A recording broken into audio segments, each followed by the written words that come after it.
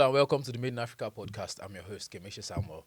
And in the studio here with us again is Bolu Omotayo of Gamp.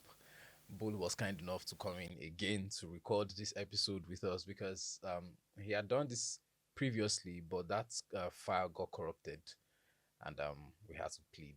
And he's here with us again today, which is very, very generous of him. Welcome, Bolu. Welcome Thank back. you. Thank you for having me All once right, again. fantastic. Let's get into it. Um, would you say your upbringing influenced your current career path as an entrepreneur? Growing up, were there traits you noticed amongst your parents that you sort of like picked up along the way and is like sort of like has shaped what you're currently doing now as a founder? Yeah, I mean, the straight answer is yes. Growing up, I grew up in an environment which was, I was very big on Yeah. academics. Okay. My mom's aunt, who she grew up with, was a retired headmistress, I believe. Oh my goodness. My mom's dad was in the academics. Yeah. I think he taught mathematics, and then he was on his way to getting some other degrees before he Yeah. passed. Okay. My mom worked with the federal government under the Yeah. Ministry of Education. Wow. So very big on Were you a science student? Yeah, I was, although I think I should have done social sciences anyways, Really? even though I didn't fail in sciences. Yeah. So I came from that kind of background. My family was big on Christianity, and my parents had like a lot of entrepreneurial drive in them. And so while they had day jobs, they also had like businesses that they ran on the side. Yeah. Back then my dad used to work for work in this manufacturing company called Dunlop. Oh, I don't. And then he was working at just the health and safety manager or something. Okay. And then once he's done at the office, he ran like a chain of pharmacy shops Oh, wow. where he sold, drugs, attended to patients. Yeah. Because my dad has a medical background. So that's like the entrepreneurial side to my dad. For my mom also, my mom she said that she and my dad ran a logistics business back in the days. They gave like Really? bikes to some guys, and those guys disappeared with their bikes. Till today.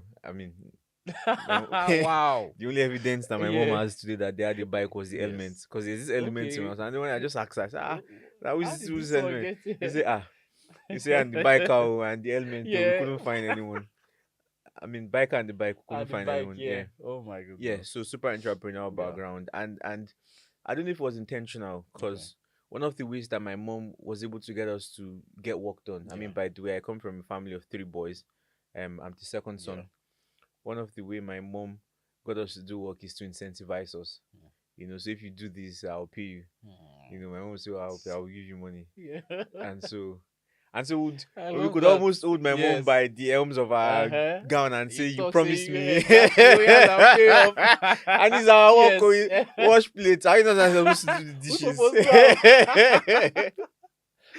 And so we also help her with her personal business, packaging, because she ran the pure water manufacturing business. We help her with packing the pure waters in the bags, selling them to people who come and buy them in wholesale. So that was the kind of background I came from. Fantastic. So yes, the straight answer is yes. I think there's like great level of influence, even though I didn't see that at the time. The thing is when who was this? I think it was Steve Jobs that said it's difficult to connect dots when you are looking forward. It's when you're looking backward, you now connect the dots and say, okay, yes, these things actually all come together eventually. Anyways, what was education like? Where did you go to school? I schooled across 3 states in Nigeria. I schooled in Lagos, where I had my elementary school, elementary education. And then I had my junior high school in Lagos also. And then my senior high school, I went to boarding school. I went to a high school called Federal Government College, Ikirun. You went to a boarding school? Yeah, I went to boarding school. What was that experience like? I think that going to the boarding school was a very important part of my growing up. It changed a lot of things about me. It helped me learn how to share.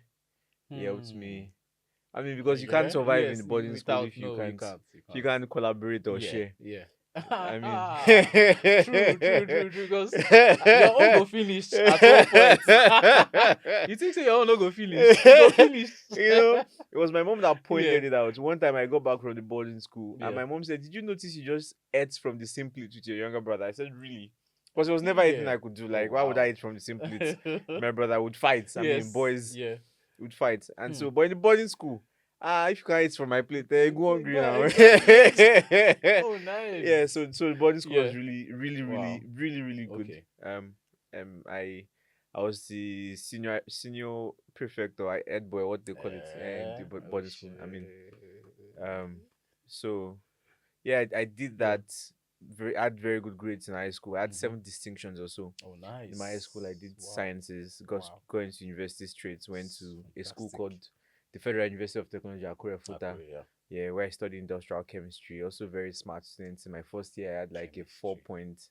4.86 or 4.9 Wow. GPA in my first year until I Wow. said, look, I don't think this is what I want to do in my life. I mean, I wanted to be a professor, Yes, yes. but then I started making money and I'm like, look, I mean, we leave this thing alone. We leave this thing I mean, I alone. can always come back and be a professor. Yeah, right. When I'm much older.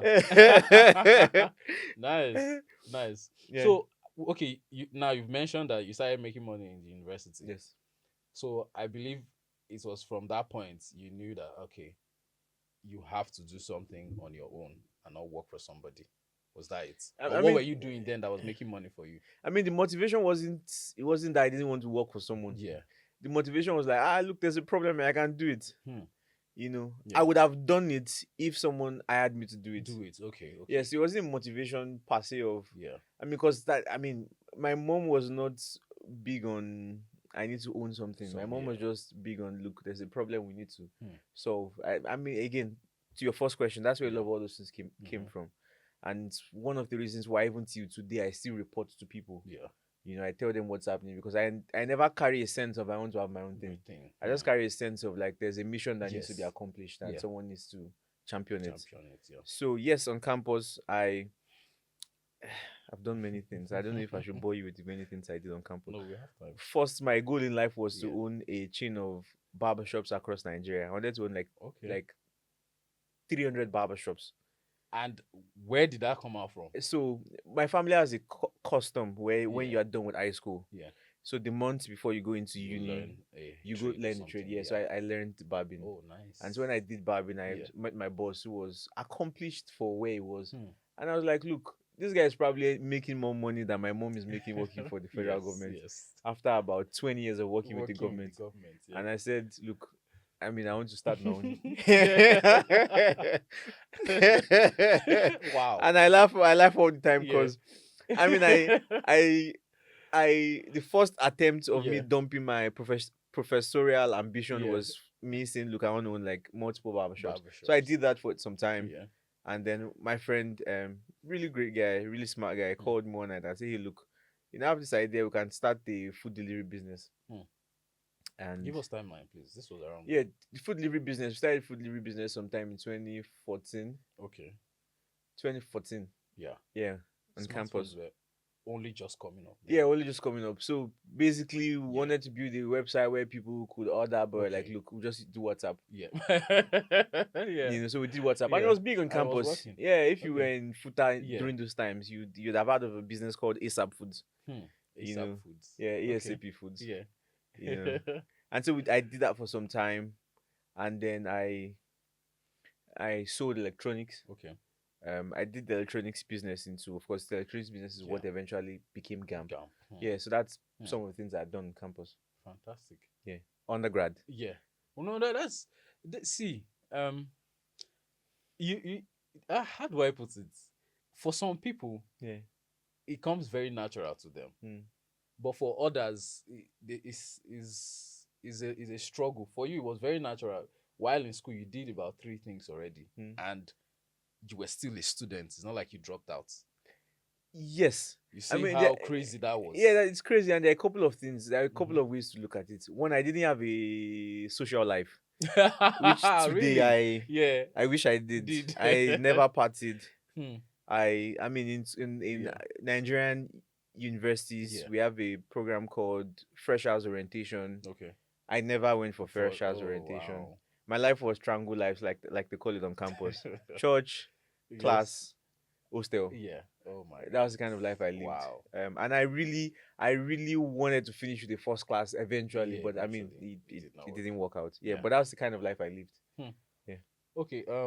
So you said the electronics division, let me call it that, of what you were doing in the school eventually became Gamp. Yes. Tell us how that process went. How did you modify what you were doing then, or what was it exactly that you were doing then, and how did you like fine tune it and bring out Gamp? Yeah. I mean, so what I built at the time was sort of like a marketplace for getting Gadgets. gadgets and Okay. solutions. Yeah. So I had partners I would work with for repairs. I can repair, but I mean at Okay. that scale, I mean do I Yeah. want to fix combined with my Yeah. academic requirements. Mhm. So I mean connecting folks to technicians. Yeah. We had an office on campus Oh actually. wow. I ran two offices on campus. Um, and so you could come into the office to Yeah. fix. I mean, and of course we had like partners, Mhm. and then we also sold electronics. You know, I used to make a joke. I say that I don't know if there's a startup founder today called Yeah. Victor Fatomi. I don't know if you know him. No, I don't. Victor Fatomi of Full Gap. If you've seen Full Gap, Oh, I know Full Gap. Yeah. yeah, Okay, I know Victor. yeah, Oh, yeah, right. yeah, Yeah, I know Victor. yeah. I You know know, I tell Victor. people I say I sold Victor. I sold him his first MacBook. Wow. Wow. Are you for real? Nice. This is a very small world. Oh wow. You know, Yeah. the spirit of mentioning name dropping. That's nice. That's cool. Fisayo Fusudu. I sold Fisayo Fusudu his Nah, first set of you can't be serious. some of his equipment he used when he transited from paid to YouTubing. Wow. Yeah. Fisayo used to work for Wow. for one of the big startups in the Yeah. country at the time. I had Nice. got introduction to Yeah. Fisayo through a mutual friend, Okay. and so he needed some devices, and so I was the one that. Oh Yeah. wow. At the time, we didn't You have. know, it don't tell where you big go. At It don't the tell where time, you big. we didn't have Yeah. any logistics company that was going to That go to was Ikorodu. yeah. And so I said, why not? So I went to deliver it to Okay. him Wow. personally. You know, at the time, it's been a Wow. while me and I've spoke anyways, but yeah, that's Yeah. like many years ago. Oh my So I mean, goodness. so a lot of big tech names Yeah. that you know about that I Mhm. sold some of their first equipment to them or service some of them to them. Some founders of some very big NGOs. Yeah. Yeah, I'd done that in the Wow. past. Wow. So coming from that background, Mhm. I went for a program in Johannesburg in 2017 or so. Okay. 2017 or 2018. And like it was a pivotal moment for me. It was an entrepreneurial fellowship program. Okay. And then I met the guy called Sim Shagaya. Sim Shagaya had founded a company at the time called Kunga. Okay. Oh, cool. Yeah, Sim Shagaya is the founder of ULSC now, Yeah. Miva University. Yeah. So he was invited as a guest speaker. And then we had a conversation, and very quickly it occurred to me like, look, this is a very big problem. You know, and at that point, what I was doing at the business at the time, Yeah. it occurred to me that I didn't have what it takes to build this into what it's supposed to be. So I knew I needed two things. One, I needed some learnings to do, Okay. which was going to come through. I thought at the time it was going to come through academics, and it Yeah. was also going to come through an actual work experience. Okay. And so when the opportunity came to join another startup, Yeah. which was doing things at a much more bigger scale, I mean, I looked at the founders. I'm like, look, I want to shut down whatever I'm doing to go work for these guys, work with these guys. You know, one of them had worked directly as the EA or so to the founder of Carlyle. Carlyle is like one of the largest private equity firms in the world. Oh wow. Yeah, so he had like that kind of background, a Oh, very my strong goodness. finance Yeah. background, went to Stanford. Yeah. You know, had done some private equity deals in the region. And then the other co-founder had also like ran like high operational activity on the continent. I'm like, look, so I shut down. This is where I should be. Yeah. I shut down my business and my I just goodness. went to work there for about 2 years. Wow. And then I knew it was time to. I just knew it was time to. Yeah. To go build the business at the time into what it was supposed to be. I mean, of course, I can talk about that in details if that question comes up. But yeah, that's what that transition looks like. Fantastic. What was your experience there? It was good.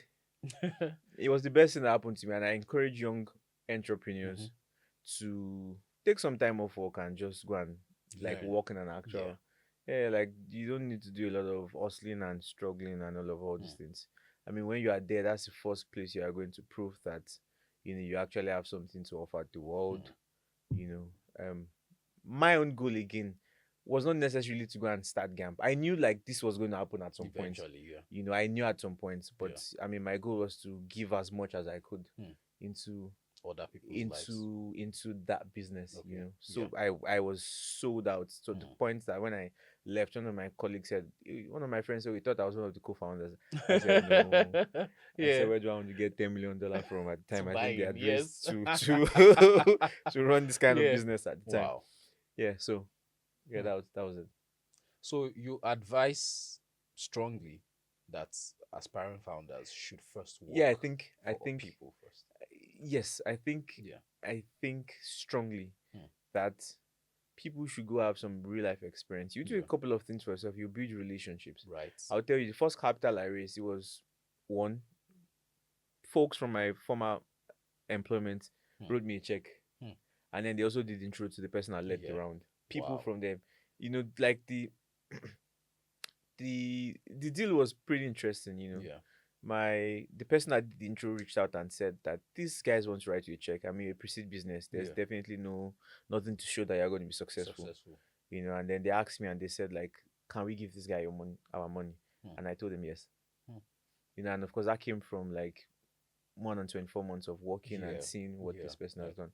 so. I was listening to a podcast on Spotify yesterday, and then Yeah. the guy also said the same thing. He said he was working in investment banking, and when you need to quit, typically when you go quit, they walk you Yeah. out of the building because of security reasons Hmm. and things like that. Yeah. And so when he went to the office, that the boss said, "Oh, we knew you were always going to quit at some point to go start something." Hmm. And at that point, they asked him, "What do you need?" That's the boss. Typically, the typical experience is Yes. you come in, you say you're quitting, Yeah. the security Out. guy walks you out so Yes. that you don't pick something or take Yeah. some Yeah. information you're not Yeah. supposed to have access to. And so they asked him immediately, "What do you need?" And he said, "Oh, I need couple $100,000 or something." And then they wrote him a check. Wow. And then his co-workers and even juniors Yeah. wrote him checks. Oh my goodness. So sometimes when people ask me like, Yeah. look, and they're trying to raise capital, I say go back to your former employer and tell them they are raising capital and get them to write you a check. Yeah. Yeah. Wow. I'm going to come back to Yeah. this. I'm not saying that's what's Yes. going to No, work no, for no. everybody, anyways. It's not going to work for everybody, but it doesn't hurt. Yeah. It doesn't hurt to work for Yeah. people first and then build that And it's network. also good to work for good people. Exactly. Right? Right. Okay. And be a good person yourself. Self, right? I'm going to come back to this. Mm. And I'm going to but let me leave that. So you've left here now, Mm. and then Gamp was on your mind. Mm. What was it? What were the first steps you took to bring Gamp back to life? And how did you settle on the name Gamp? Yeah. So I mean, the problem I'd always seen, was the fact that devices are very important. Yeah. I knew devices were very. I've seen it grow. Hmm. My first personal computer was from the very early 2000s, 2002 or 2003 or something. That my mom had bought for us. So I'd seen those computers. I'd seen computers evolved. I'd seen everything, the pandemic, how everything had continually become digital. Online, even when I ran the business on campus where I was trading and fixing electronics, I'd seen it. So I knew how important they were. But two problems I saw. One, they are difficult and expensive to acquire. Difficult and expensive to maintain or replace when they break. So these were twofold problems. The first one was on the acquisition piece. The second one was on the maintenance piece.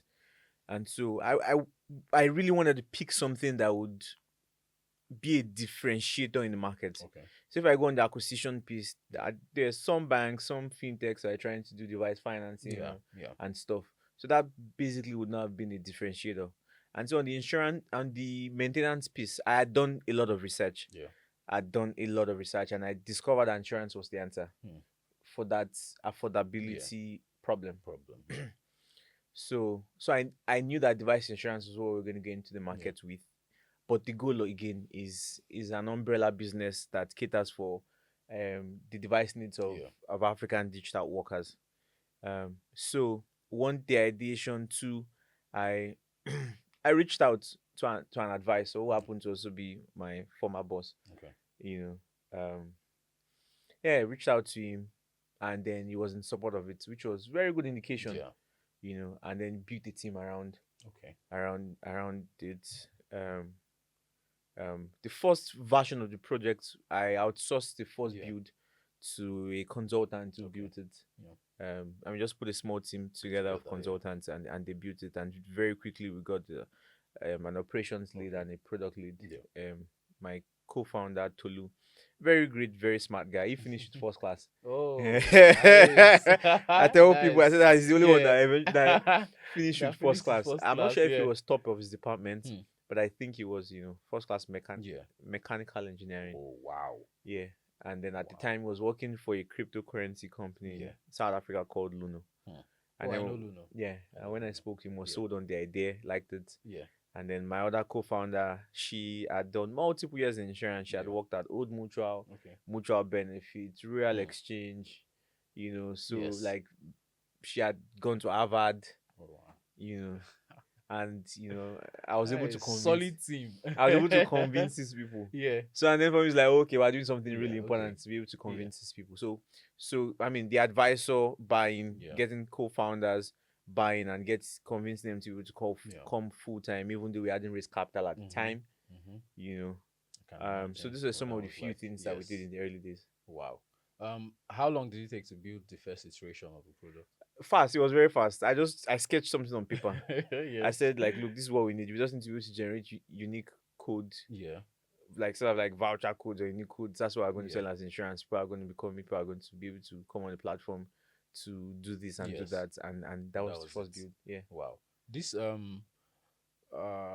what was it again? What in terms of like timeline? This was when? 2021. Okay, 2021, just Yeah. after Yeah. the pandemic. Yes. Yes. Oh, I quit wow. my job Q3 2021. I was preparing for postgrad, and while I was preparing for postgrad was while this was also happening. Yeah. Yes. Okay, so where did you do your postgraduate I did my studies? postgrad at a school called NUTM, Nigeria University of Technology and Management. Oh, wow. Yeah, it was a postgrad in technology entrepreneurship management and design. That that is very that is very very unusual because most postgrads you just go to do your MBA. Yeah, it and was just get technology something in business. entrepreneurship. I mean, the curriculum is a mix of MBA, Yeah. science, like many things. Mhm. Faculty was amazing. Dr. Johnson, Very robust, Dr. I can Mobula imagine. Johnson was Yeah. one of my. I mean, she was actually my dean in school. Wow. I don't know if you know Dr. Mobula Johnson. I've heard of She's her. one of the partners at TLCom. She was former Yeah. minister of Yeah. ICT or something for Nigeria, and Wow. former, I think, lead for Accenture on continent or something. She was one of my lecturers at Yes. Fusa Ojomo. Wow. Was on my faculty. Yeah. We had folks from University of Pennsylvania, folks from Dwight Jaggard taught us leadership. Professor Sumitra Dutta. Here in Lagos. Yeah, it was here in Lagos. Sumitra Dutta, who leads who teaches digital transformation at some of this school now in Oxford. So these are some of the faculty people that taught us in school. Yeah. Oh my goodness. Yeah. No, that's, I'm saying that too. So you guys will know that NUTM is no, very solid place to go for your postgrad program. I'm beginning to consider it already because I'll get more information from you on that, please. So you built the first iteration of the product. What was it like getting your first set of customers? Yeah, so because I had been doing the electronics business, all I did at the time, even before we built the first iteration or whatever it was I went to the people I knew were going to be customers, which were retailers. Okay. And some people that I thought would like the product. So I went to retailers and I saw the product that never existed or that wasn't existing. I described it. Oh, if you buy this thing, whenever your customer's device breaks, we would pay for it. We'll do this. I just described it. Yeah. And you're like, where is it? Of course. I was like, where is it? I was like, okay, I'll come back. And even if I say I'll come back, I said, will you pay for it? And then some of them give me cash. Really? Yeah. And so I knew that, okay, people were willing to pay for it. Because I saw cash. Like, people gave me cash. Yes. I learned from my first business that when people say they like it, that's not good enough feedback. Because when we launched the food business on campus, a lot of people said they liked it, and then when business launched, nothing. Everywhere just slow. Cricket noises. so when people gave me money, then I knew that there was something. You're serious. And so we built the first iteration. We pushed it out. Some people bought, some people had feedback. So we just kept iterating until we got to where the product is today. So what would you say have been the challenges so far? I mean, running the business. I mean, both internally and externally in the company, and then externally, like Nigeria policies and all of those things? How are they affecting the I business? mean, definitely everybody will say capital, but yes, Yeah. as much as everybody says capital, yes, you need capital. I mean, it requires capital in all forms. Yeah. Debt, venture capital, Mm-hmm. So yes, capital, two people, Mm. because we are building out something unique, Yeah. you know, you're working with um technicians on the service side through your partner network and through Yeah. even your own internal service centers that you've built, Mm. trying to get them to think the way you want them to To think in think. terms of like this is how customers should be treated, this is how Mm. customers should be handled. If you've gone to any of these local technicians Yeah. and then they see your device will be fixed tomorrow and then you get back tomorrow and then they've never even started touching, That- and you need to, like you need it's your this thing. phone, it's Yes, your exactly. You laptop, need this. Yeah. so like Mm. being able to give like consistent timeline and meeting with Yeah. it, etc. Mm. So people on that side, um So it's a matter of that professionalism now yeah, on the side of yeah, technicians. Yeah. there's the upskilling in terms of like soft Yeah. skill, in terms of helping them understand how to communicate. Some Mm. of these people don't know how to communicate, I can so like imagine. Yeah. trying to help them Yeah. get better. And of course, like from the kinds of feedback we get from our Mm-hmm. customers, Yeah. it's Improve. Yeah. exactly the feeling that we want them to have. Just before Mm. we started this session, Yeah. someone called me and said, "Thank you so much. I really enjoyed. You guys were professional. You guys did this." Nice. Like, yeah, that's what I'm Nice. looking for. Yes. I mean, that's on the service side Yeah. anyways, because the business is quite it's more than that. Mm. So and then of course on the macros, everybody's complaining like devaluation of the Of the naira. naira. Yeah. Last year, if I did X amount, I would just do the conversion using the rate 500 or Yeah. 700 depending. Today it's like 1,500. So you're It's doing, crazy. I did more in naira, but you're reporting lesser in In dollars. dollars. Yeah. Your business is not as exciting. I mean, even local It's investors frustrating. Yeah. are cautious of investing Yeah. in Yeah. In Nigerian business. Nigeria So you have to business start is thinking true. about, It's true. you know, look how quickly can we edge like some of this risk by Mm. getting like new markets, etc. Yeah. So I mean, so those three problems basically, capital, Mm. people, and of course macros, which Yeah. everybody Yeah. can, yeah.